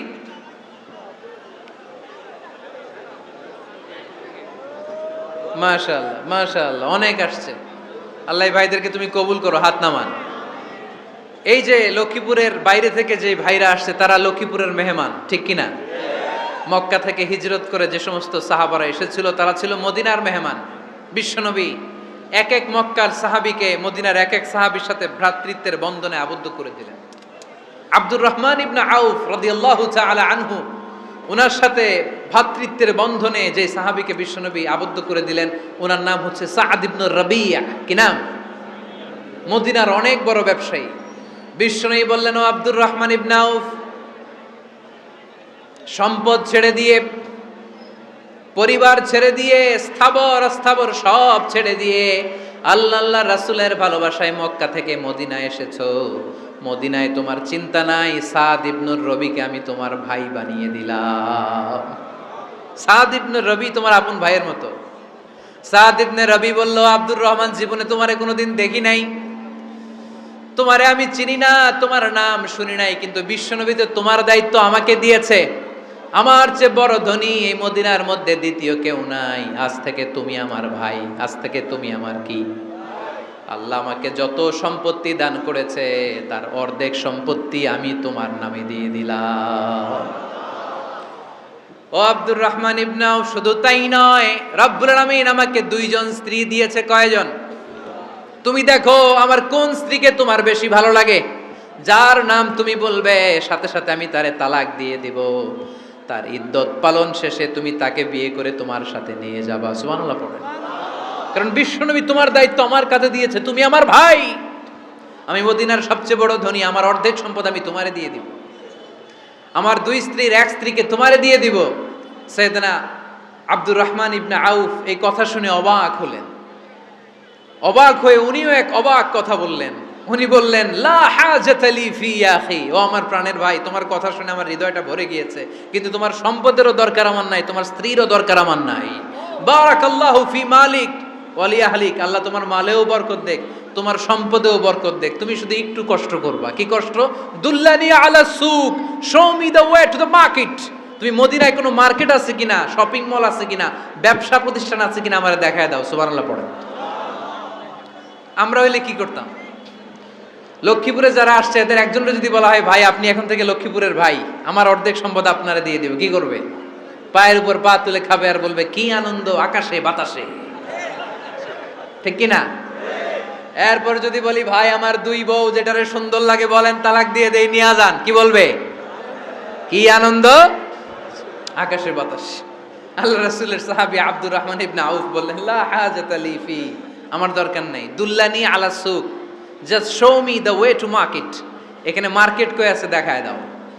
অবাক হয়ে গেলেন সাদ বিন রবি, বললেন ও আব্দুর রহমান ইবনে আউফ, ঠিক আছে তুমি যদি নিতে না চাও তোমারে আমি জোর জবরদস্তি করব না। শুনে রাখো, মদিনাতে ইহুদিদের কয়নুকার একটা বাজার আছে। এই কথা বলার সাথে সাথে আব্দুর রহমান ইবনে আউফ চলে গেলেন। এর পরের দিন অল্প কিছু পনির আর ঘি দিয়ে ব্যবসা শুরু করলেন। পনির আর ঘিয়ের ব্যবসা করতে করতে করতে করতে ব্যবসায় তিনি এত লাভ করলেন, উনি বললেন আমি যদি কখনো মদিনার বালুর মধ্যে হাত দিতাম ওই বালুটারও সোনা বানায় দিত কে? দুল্লানি আলা সুক। লক্ষ্মীপুরের কর্মঠ যুবক ভাইয়েরা, এই আব্দুর রহমান ইবনে আউফ আমাদের প্রেরণা। উনি অন্যের ঘাড়ে পাড়া দিয়ে খেতে চায় নাই, আরেকজনের উপর ডিপেন্ডেন্ট বা নির্ভরশীল হতে চায় নাই। তিনি স্বাবলম্বী হওয়ার শিক্ষা লেসেন কিয়ামত পর্যন্ত গোটা বিশ্বের যুবকদের জন্য রেখে গিয়েছে। চিল্লায় বলো ঠিক কিনা? দুল্লানি আলা সুক, show me the way to market. Market কোথায় দেখাও। পনির আর ঘি নিয়ে ব্যবসা করতে করতে কয়েক মাসের ব্যবধানে ইতিহাস সাক্ষী সাইয়েদনা আব্দুর রহমান ইবনে আউফ মদিনার বিশাল বড় বিজনেস ম্যাগনেটে পরিণত হয়ে গেলেন। চিল্লায় পড়েন আল্লাহু আকবার। এজন্য ব্যবসার ভিতরে বরকত ঢুকিয়ে দিয়েছে কে? বিষ্ণু বললেন আত-তাজিরা সাদুকাল আমিন মা'আন নাবিয়্যিন ওয়াস সিদ্দীকিন ওয়াস শুহাদাই ওয়াস সালিহিন। আমানতদার ব্যবসায়ী তারা সাধারণ কোনো মানুষ নয়, কিয়ামতের দিন নবীদের সাথে হাসর হয়ে যাবে। আপনারা যারা ব্যবসা করেন এটা সাধারণ বিষয় নয়। বিষ্ণু ইসলাম নিজেও ব্যবসায়ী ছিলেন। ওনার জীবনের প্রথমে তিনি খাদিজা রাদিয়াল্লাহু তাআলা আনহার ব্যবসার স্টাফ হয়ে কাজ শুরু করেছেন, এরপর নিজে ব্যবসা শুরু করেছেন। এরপরে খাদিজাতুল কুবরা রাদিয়াল্লাহু তাআলা আনহা সব সম্পত্তি বিয়ের পরে বিশ্বনবীর পায়ের সামনে ঢেলে দিয়েছেন। বললেন ইয়া রাসূলুল্লাহ, এই সম্পদ আমি আপনাকে দিয়ে দিলাম, আপনি ইচ্ছামতো দিনের প্রয়োজনে খরচ করেন। সুবহানাল্লাহ পড়েন। এজন্য বিষ্ণু ইসলাম আমাদের জন্য উপমা, আব্দুর রহমান ইবনে আউফ আমাদের জন্য উপমা। যারা ব্যবসা করেন তারা বিষ্ণু ইসলামের সুন্নাহ পালন করছেন। আত-তাজির আস-সাদুক আল আমিন। বিষ্ণুই বললেন সত্যবাদী আমানতদার ব্যবসায়ী, যে ব্যবসা করতে যে মিথ্যা কথা বলে না। অনেক ব্যবসায়ীরা আছে পণ্য চালানোর জন্য মিথ্যা কথা বলে আর কসম কাটে, আছে না নাই? আহা, এমনটা করা যাবে? সকালবেলা স্ত্রীরে বলে এই গরুগুলা বিক্রি করবো, তুই একটা দাম কত কমু? স্ত্রীরে শিখাই দিচ্ছে এই গরুর দাম তুই 40,000। তো বউ বলে ঠিক আছে দাম কইলাম 40,000। তো এরপরে বাজারে যখন গরু বিক্রি করতে যায় একজন যখন বলে যে ভাই এটা 30,000 টাকা দিয়ে কিনবো, কয় ভাই আল্লাহর কসম সকালে একজন 40,000 দাম কইছে আমি দেই নাই। আছে না নাই? কৌশল করে। বউরে শিখাইছে সকালে, কয় তুই দাম কর 40,000। তো বাজারে যে কয় সকালে একজন দাম করছে, দাম করে কইছে 40,000 দেই নাই, আপনারা 30,000 কেমনে দেই? এরকম ডাকাইত আছে না নাই? আলহামদুলিল্লাহ লক্ষ্মীপুরে এরকম লোকজন নাই। আরে নাই, আমি কই নাই, এরা কই আছে। লক্ষ্মীপুরের মানুষ খুব ধার্মিক আমি জানি। লক্ষ্মীপুর, নোয়াখালী, ফেনী এই বেল্টের লোকজন খুব আল্লাহওয়ালা। এদের মধ্যে আল্লাহওয়ালার সংখ্যা বেশি, এখানে আলেম ওলামা বেশি, এখানে মসজিদ মাদ্রাসা বেশি। এই জন্য এই জেলাগুলোতে আল্লাহর রহমতও বেশি। আল্লাহ তুমি এই জেলার ছেলেপেলাদেরকে, এই জেলার লোকদেরকে তুমি কবুল করো, মা বোনদেরকে তুমি কবুল করো। সম্মানিত ভাইয়েরা, এজন্য আজকের মাহফিল থেকে আমরা যেটা শিখলাম সেটা হচ্ছে পরিশ্রমে কোনো লজ্জা আছে? আমরা কাজ করে খাবো, ঠিক কিনা? Never underestimate any job. যুবক ভাইয়েরা, লক্ষ্মীপুরের যুবক ছেলেরা, শুনতেছ? এরকম আওয়াজ করতে হবে, কান খাড়া করে শোনো। Never underestimate any job. কোন চাকরিকে ছোট করে দেখা যাবে whether it's small or big, you don't care. এটার কেয়ার করা যাবে না। ছোট্ট চাকরি পাইলেই ঢুকে যাবা, বড় অফার আসলে পরে ঢুকবা। এটা ছোট কাজ, এটা হোটেলের ওয়েটার, এটা ছোট্ট স্টাফ, এটা কেরানি না। কাজ কাজই, কাজের মধ্যে কোনো ছোট বড় নাই। খেটে খাওয়া মানুষকে বিশ্বনবী অনেক সম্মান করতেন। বিশ্বনবী সাল্লাল্লাহু আলাইহি ওয়াসাল্লাম খেটে খাওয়া মানুষদেরকে এত ভালোবাসতেন, বিদায় হজের মতো এত গুরুত্বপূর্ণ ভাষণও এই মেহনতি মানুষদের কথা বাদ যায়নি। সুবহানাল্লাহ পড়বেন না? দিনটা ছিল জুমাবার। বিশ্বনবী সাল্লাল্লাহু আলাইহি ওয়াসাল্লাম আরাফাতের ময়দানে দাঁড়িয়ে ঐতিহাসিক একটা ভাষণ দিলেন। এই ভাষণের নাম হলো বিদায় হজের ভাষণ। এই বিদায় হজের ভাষণেও খেটে খাওয়া মানুষের কথা বিশ্বনবী বাদ দেয় নাই। বিশ্বনবী বলেছেন, আরিক্কাকুম আরিক্কাকুম, খবরদার অধীনস্থ কর্মচারীদের সাথে খারাপ আচরণ করো না। আতঈমুহুম মিম্মা তাকুলুন ওয়াকসুহুম মিম্মা তালবিসুন, খবরদার মনে রেখো, তোমরা যা খাবে তোমাদের অধীনস্থ কর্মচারীদেরও তা খাওয়াবে, তোমরা যা পড়বে তাদেরও তা পড়াবে। বিশ্বনবী শেষ নিঃশ্বাস ত্যাগ করে যাওয়ার আগে যেই কয়েকটা কথা বলেছিলেন তার মধ্যে মেহনতি মানুষদের জন্য কথা আছে নাড়াই। বিষ্ণু ইসা ইসলাম যখন শেষ নিঃশ্বাস ত্যাগ করবেন তিনি বলেছিলেন, আসসালাত আসসালাত, উম্মতেরা নামাজ নামাজ, নামাজ ছেড়ে দিও না, নামাজ তরক করো না, নামাজ কাজা করো না। আর বলেছিলেন, অমা মালাকাত আইমানুকুম, অধীনস্থ কর্মচারীদের সাথে খবরদার খারাপ আচরণ করো না। যারা কর্মচারীদের সাথে খারাপ আচরণ করে, যারা মানুষের কাছ থেকে শ্রম নিয়ে কাজ করিয়ে টাকা দেয় না, কিয়ামতের দিন তাদের বিরুদ্ধে মামলা দায়ের করবে কে? কে করবে? হাদিসে কুদসি সাক্ষী বিষ্ণু ইসা ইসলাম বলেন, আল্লাহ তাআলা ফরমান, আনা খাসমুহুম সালাসাতুন আনা খাসমুহুম ইয়াউমাল কিয়ামা। তিন শ্রেণীর ব্যক্তির বিরুদ্ধে আল্লাহ বলেন, আমি নিজেই কিয়ামতের দিন মামলা দায়ের করব। I will be against them in the day of judgment. Three categories of people, I will be against them in the day of judgment. তিন শ্রেণীর লোক কিয়ামতের দিন তারা ছাড় পাবে না। আল্লাহ বলেন, আমি নিজেই তাদের বিরুদ্ধে মামলা দায়ের করব। এর মধ্যে এক শ্রেণীর লোক হচ্ছে রাজুলুন ইস্তাআজারা জিরান ফাস্তাউফা মিনহু ওয়া লাম ইয়াতি আজরা। একজন শ্রমিক ভাড়া করে তার কাছ থেকে কাজ নিয়েছে কিন্তু তার পারিশ্রমিক আদায় করে নাই। এরকম আছে না নাই? দাপট দেখায়, দাপট দেখায় ইউনিভার্সিটির ক্যান্টিনগুলোতে। ইউনিভার্সিটির ক্যান্টিনে যে খায় মাগার বিল দেয় না, এরকম ডাকাইত আছে না নাই? চায়ের দোকানে চা খায় কয় পরে দিমু, বিল দেয় না, আছে না নাই? দোকানে যে পণ্য কিনে বিল দেয় না, কয় পরে দিমু, আছে না নাই? কিয়ামতের দিন আল্লাহ তোর এই মাস্তানি ছুটাবে, চিল্লা এখন ঠিক কিনা? আনা খাসমুহুম, আমি নিজেই তাদের বিরুদ্ধে মামলা দায়ের করব। কথাটা কার? এজন্য বিশ্বনবী বললেন, খবরদার মেহনতি মানুষ, খেটে খাওয়া মানুষ, এদের দোয়া কবুল হয়ে যায়। আতুল আজিরা আজরাহু ক্বাবলা আন ইয়াজিফা আরাকুহু, খবরদার বিশ্বনবী বললেন, শ্রমিকের ঘাম শুকিয়ে যাওয়ার আগে তাদের পারিশ্রমিক মিটিয়ে দাও। বিশ্বনবীর বিখ্যাত হাদিস, আতুল আজিরা আজরাহু ক্বাবলা আন ইয়াজিফা আরাকুহু, শ্রমিকের ঘাম মাটিতে লাগার আগে, শুকিয়ে যাওয়ার আগে তাদের পারিশ্রমিক মিটিয়ে দাও। কেননা তারা যদি বদদোয়া করে তোমার জীবনকে জাহান্নাম বানিয়ে দিবে কে? বিষ্ণু ইসা ইসলাম সব সময় খেটে খাওয়া মানুষদেরকে আগলে রাখতেন।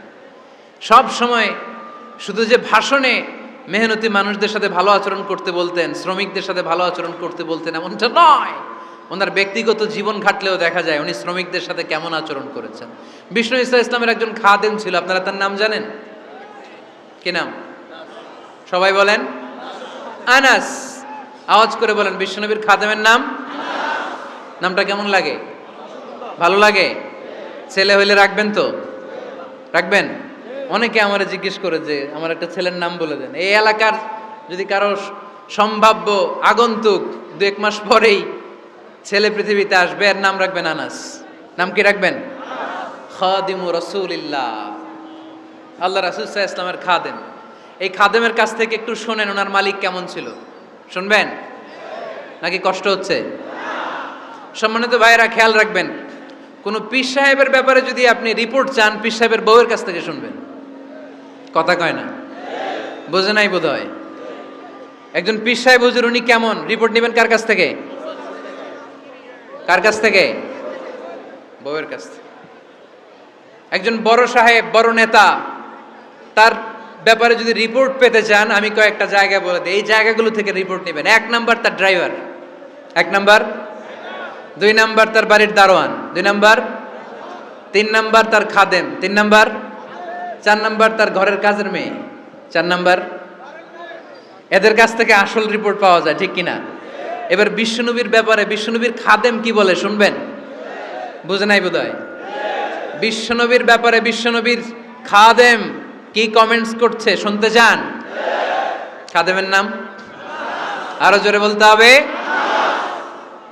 আনাস রাদিয়াল্লাহু তাআলা, আনাস রাদিয়াল্লাহু তাআলা আনহু বলেন, বিশ্বনবী যখন মক্কা থেকে মদিনায় হিজরত করে আসলেন, মদিনার অলিতে গলিতে আনন্দের বন্যা বয়ে গেল। তলা আল বাদরু আলাইনা বলে সবাই বিশ্বনবীকে বরণ করে নিল, সবাই বিশ্বনবীর সাথে দেখা করতে আসলো। সবাই যখন আনসারী নারী পুরুষরা দেখা করতে যায়, আমার আম্মাও বলল, আনাস, মক্কা থেকে বিশ্বনবী এসেছে, চলো তোমারে নিয়ে দেখা করতে যাই।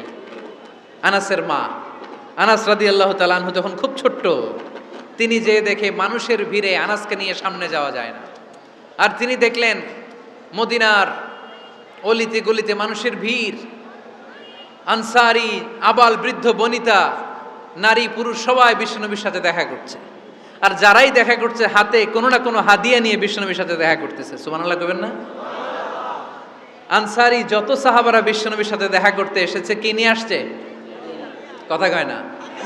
তাহাদাও তাহাব্বু, হাদিয়া দাও, একে অপরকে হাদিয়া দাও, তোমাদের মধ্যে ভালোবাসার বন্ধনকে বাড়িয়ে দিবে কে? আনাসের মা বললেন, আমি মানুষ ধাক্কাতে ধাক্কাতে বিশ্বনবীর সামনে পর্যন্ত গেলাম, যে দেখি সবাই বিশ্বনবীর হাদিয়া দেয়। আমি বিশ্বনবীর সামনে যে কাঁদো কাঁদো সরে বললাম, ইয়া রাসূলুল্লাহ, ইয়া হাবিবাল্লাহ, লাম ইউবকি রাজুলুন ওয়ালা ইমরাআতুন মিনাল আনসার ইল্লা ক্বাদ আতহাফাকা বিতুহফা।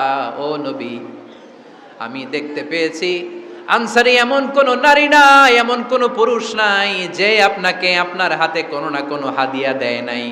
ওয়া ইন্নী লা আকদিরু আলা যালিকা মা উতহিফুকা বি। কিন্তু ইয়া রাসূলুল্লাহ, ইয়া হাবিবাল্লাহ, আমার কাছে তো কোনো টাকা নাই,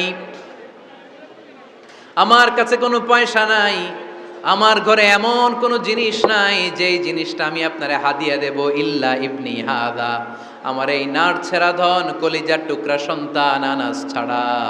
ও আখিরি জামানার পয়গম্বর, আমি আমার কলিজার টুকরা আনাসকে আপনারে হাদিয়া দিয়ে দিলাম। ইয়া রাসূলুল্লাহ, মদিনার আনসারী এমন কোন নারী পুরুষ কেউ তো বাকি নাই যে আপনাকে হাদিয়া দেয় নাই, সবাই তো হাদিয়া দিল, কিন্তু আমি তো হাদিয়া দেওয়ার মতো আমার কাছে কিছু নাই। আপনারা কি হাদিস থেকে নেয়া এই গল্পটা বুঝতে পেরেছেন? কথাটা শুনতেছিলেন?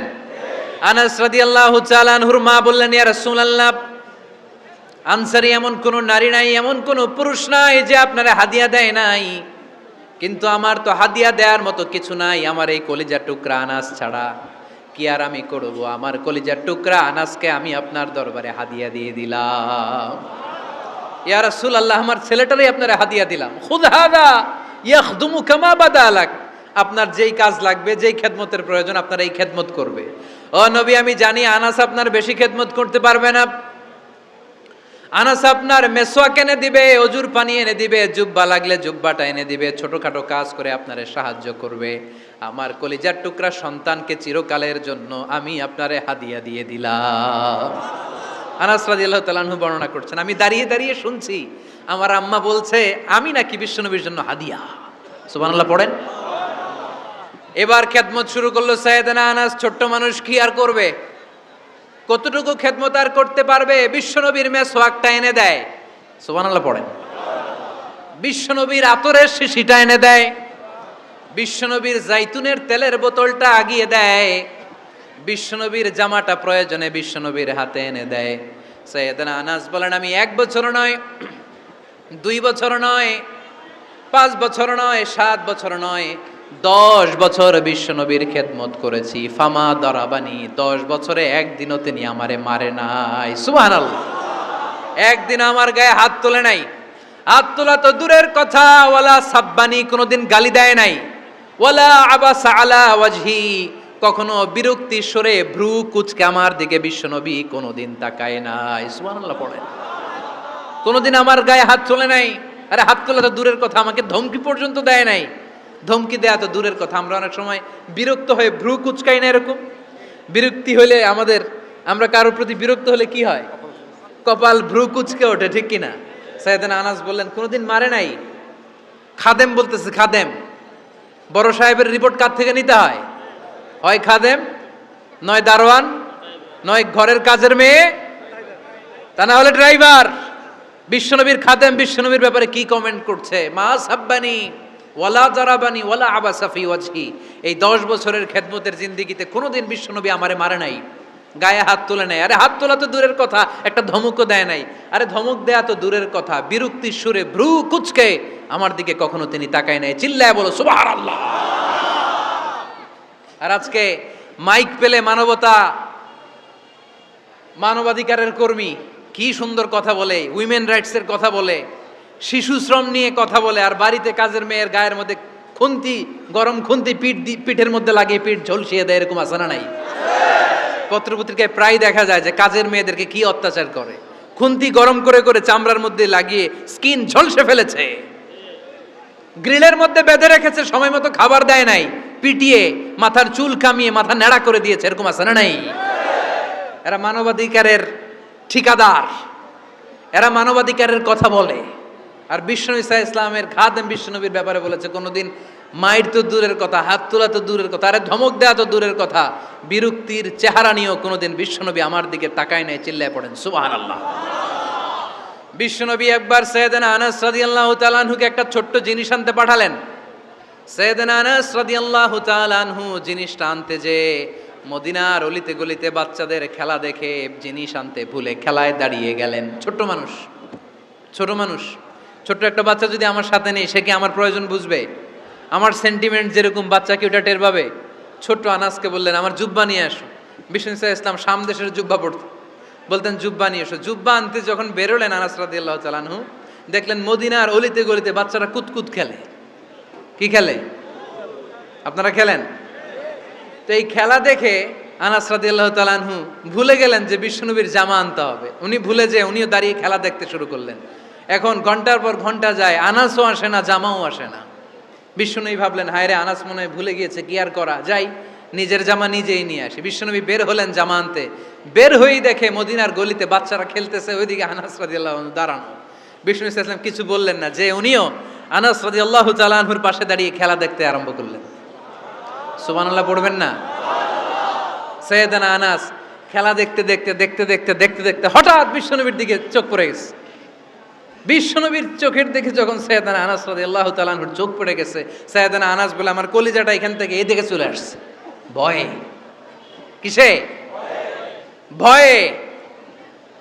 উনি বললেন আমার গলা শুকিয়ে যেতে আরম্ভ করলো, কাঁপতে লাগলাম। হায় হায়, এখন আমার মনে পড়ছে বিশ্বনবীর জামা আনতে পাঠাইছিল, ভুলে গেছে খেলার আবেশে পড়ে। উনি বললেন বিশ্বনবী আমারে ধমক দেন নাই, আমার গায়ে হাত তোলেন নাই, জামা আনতে পাঠাইছি, এখানে খেলা দেখতেছো এটাও বলেন নাই, বিরক্তিও প্রকাশ করেন নাই। বিশ্বনবী শুধু একটা হাসি দিয়েছেন, স্মাইল। কি দিয়েছেন? একটা মুচকি হাসি দিয়েছেন। কি হাসি? সাইয়েদনা আনাস বলে ওই যে ওই দিনের বিশ্বনবীর মুচকি হাসির শাসন মরার আগের দিন পর্যন্ত আমি আনাসকে সোজা রাস্তায় রেখেছি, আর ডানে বায়ে নেয় নাই। শাসন করতে জানলে লাঠি লাগে না, শাসন করতে জানলে ধমক লাগে না, শাসন করতে জানলে পিট্টি দেয়া লাগে না। মুচকি হাসি দিয়েও শাসন করা যায় কি যায় না? সাইয়েদনা আনাস বললেন কোনোদিন মারে নাই, কোনোদিন ধমক দেয় নাই, সব সময় আমাকে আদর করেছে। চিল্লায় পড়েন সুবহানাল্লাহ। এজন্য সব সময় বিষ্ণু ঈসা ইসলাম শ্রমিকদেরকে ভালোবাসতেন। শ্রমে কোনো লজ্জা নাই, লজ্জা হচ্ছে অলসতায়। আজ থেকে এই মাহফিল, এই এত বড় আয়োজন, এত বড় গ্যাদারিং তখনই সার্থক হবে যখন আমরা এই সিদ্ধান্তে আসতে পারবো যে আমরা অলস সময় কাটাবো না, আমরা আমাদের এই সময়গুলোকে প্রোডাক্টিভ ওয়েতে কাজে লাগাবো, কোনো না কোনো কাজের সাথে জড়িত হব। Never underestimate any job, whether it's big or small, বড় হোক বা ছোট হোক, কোনো কাজকে আমরা ছোট করে দেখব না। যে কোনো কাজ করো না ভাই, যে কোনো কাজ করো তা যেন হয় সবার চেয়ে সবচেয়ে সুন্দর।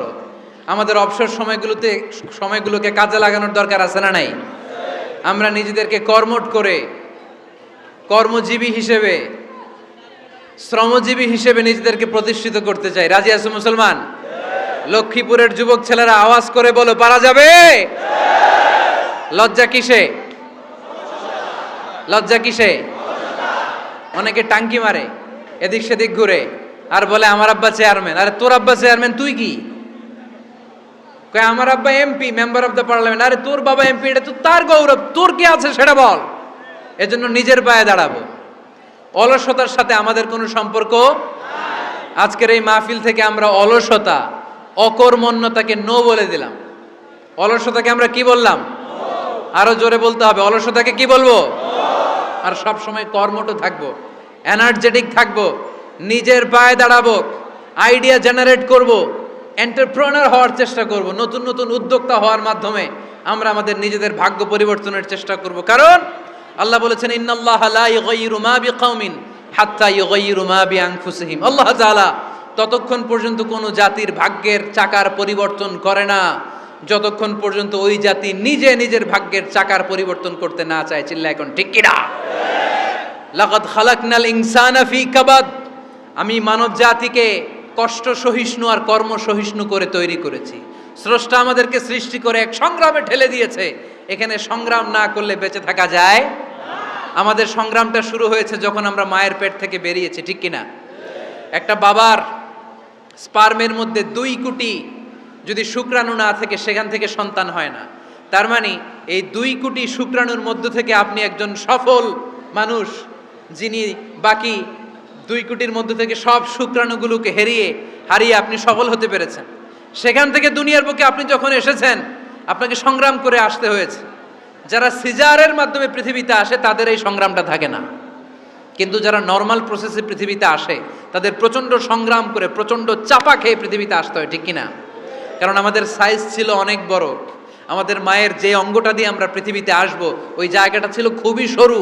আমাকে সংগ্রাম করে, আমাকে যুদ্ধ করে, আমার নিজের অস্তিত্বের প্রমাণ দিয়ে চিৎকার মেরে এই পৃথিবীতে আসতে হয়েছে। চিল্লায় বলো ঠিক কিনা? এজন্য এই পৃথিবীর বুকে আমরা যতদিন থাকবো সংগ্রাম করে বাঁচতে হবে, ঠিক কিনা? পরিশ্রমে লজ্জা আছে? লজ্জা কিসে?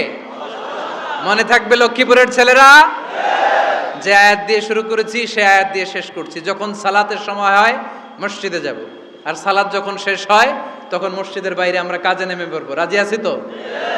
ফাইদা কুদিয়াতিস সালাতু ফান্তাশিরু ফিল আরদি ওয়াবতাগু মিন ফাদলিল্লাহ ওয়া যিকুরুল্লাহা কাসীরান লাআল্লাকুম তুফলিহুন। যখন তোমাদের সালাত শেষ হয়ে যায় তখন তোমরা কর্মস্থলে ছড়িয়ে পড়ো, আল্লাহর রিজিক তালাশ করো, তাহলে তোমাদেরকে সফল বানাবে কে? আল্লাহ আমাদের সবাইকে কথাগুলো বুঝার ও আমল করার তৌফিক দান করুক। আমরা পড়ি আমিন। সুবহানাকাল্লাহুম্মা বিহামদিকা আশহাদু আল্লা ইলাহা ইল্লা আনতা আস্তাগফিরুকা ওয়া